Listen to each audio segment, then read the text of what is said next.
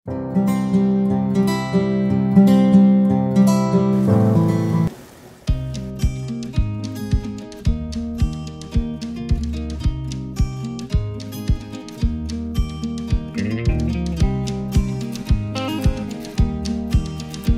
halo. Nah, di sore hari ini saya lagi di samping pohon melon. Ini pohon melon yang berbuah pertama kali, dibuahkan 3 satu pohonnya, ya seperti ini. Satu lagi di samping ya, di sebelah sini. Dia buahnya sudah cukup besar dan mungkin sudah usianya mungkin mendekati 40 hari ya, sekitar 35 sampai 40 hari setelah tanam atau HST. Nah, dari pengalaman ini kemudian saya kepikir mungkin ini kan tanam di tanah langsung ya, jadi bisa saja kalau pas musim hujan, kemudian juga ada tantangan mungkin hama atau yang lainnya. Dan kalau saya lihat orang kebanyakan nanam melon untuk premium itu biasanya di greenhouse. Jadi saya pikir ya mungkin nggak ada salahnya juga kali saya coba membuat greenhouse, kemudian menanam melon di greenhouse dengan mekanisme yang lebih terlindungi, lingkungannya bisa lebih terjaga. Jadi hal itu yang kemudian membuat saya memutuskan untuk membuat greenhouse dengan ukuran yang mungkin nggak terlalu luas, dengan biaya juga yang relatif mungkin nggak terlalu mahal. Itu yang menjadi awalan mengapa saya akhirnya memutuskan untuk menanam melon baik di hamparan udara terbuka seperti ini maupun di dalam greenhouse. Demikian.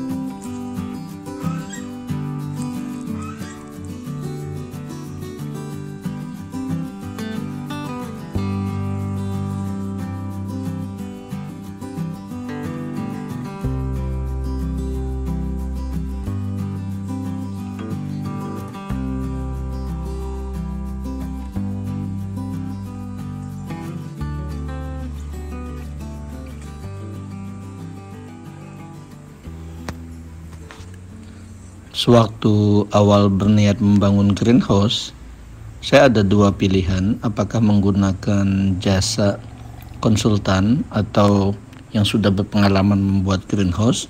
Dengan pertimbangan kalau saya menggunakan konsultan atau yang sudah berpengalaman, mungkin waktunya akan lebih singkat, kualitas bangunan lebih bagus, dan juga secara standar pengerjaan yang bagus atau standar greenhouse yang bagus itu sudah otomatis. Namun dengan pertimbangan di sisi lain juga, saya ada rencana membangun tidak hanya 1 buah greenhouse. Jadi kalau misalkan dibuatkan oleh pihak lain, mungkin staf-staf di JJ Jahra bisa belajar, tapi juga di sisi lain mungkin tidak bisa langsung mengaplikasikannya. Jadi dengan pertimbangan tersebut akhirnya saya memutuskan agar kita membuat sendiri greenhouse-nya, dengan resiko mungkin ada beberapa kekurangan, ada hal-hal yang mungkin perlu diperbaiki, tapi tidak apa-apa saya pikir, karena kalaupun ada pembelajaran dari situ ya kita nanti buat jadi masukan, kemudian diaktifkan atau diimplementasikan pada pembangunan yang berikutnya. Total biaya untuk greenhouse ini waktu awal memang tidak dianalisis secara detail, jadi kita buatkan pembelian kebutuhannya secara cicil. Tapi satu hal yang saya wanti-wanti ke Kitchen waktu dia menjadi pimpro untuk membangun greenhouse ini, saya minta biayanya tidak sampai 30 juta.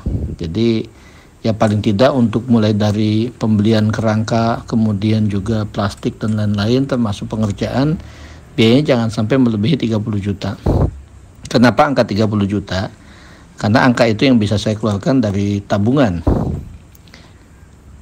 Ukuran greenhouse dengan pertimbangan nanti akan dikembangkan lebih jauh, saya mengambil sisi yang lebih pendek, jadi ukurannya 8 kali 12 meter.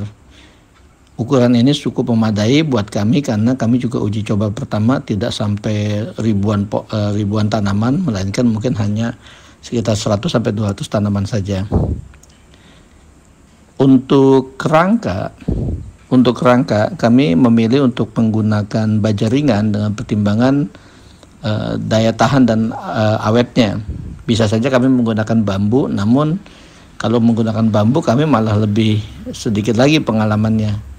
Jadi dengan hal itu, dengan pertimbangan tersebut, akhirnya kami memutuskan menggunakan baja ringan. Kemudian dindingnya menggunakan insect net, atapnya menggunakan plastik UP. Saya membeli semua kebutuhan seperti insect net, plastik UP dan lain-lain itu melalui toko online, sedangkan baja ringan dan kebutuhan-kebutuhan lain yang bisa disediakan oleh toko material di sekitar lokasi JJ Jahra itu dibeli dari sana. Untuk proses pembangunan sendiri, untuk pembangunan ini melibatkan staf-staf di JJ Jahra yang biasa bekerja mengurus sawah, mengurus kebun, mengurus ternak di JJ Jahra. Jadi sifatnya kita gotong royong. Secara hitungan ya tetap, tapi ya paling tidak memberikan manfaat buat tim internal juga, karena jadi punya penghasilan tambahan.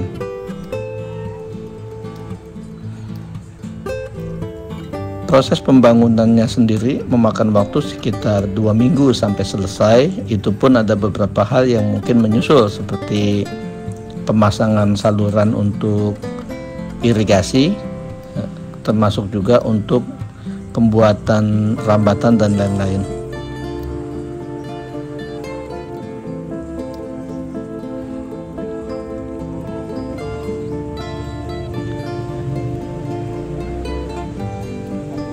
Oke, mungkin itu semua untuk saat ini update dalam hal pembuatan greenhouse. Jika ada informasi lain yang dibutuhkan, mungkin buat teman-teman yang berniat ingin membuat hal sejenis, silakan disampaikan melalui form komentar. Untuk berikutnya saya juga akan update mengenai pengisian dan perkembangan tanaman melon di dalam greenhouse ini. Terima kasih, sampai ketemu lagi pada video berikutnya. Salam JJ Jahra.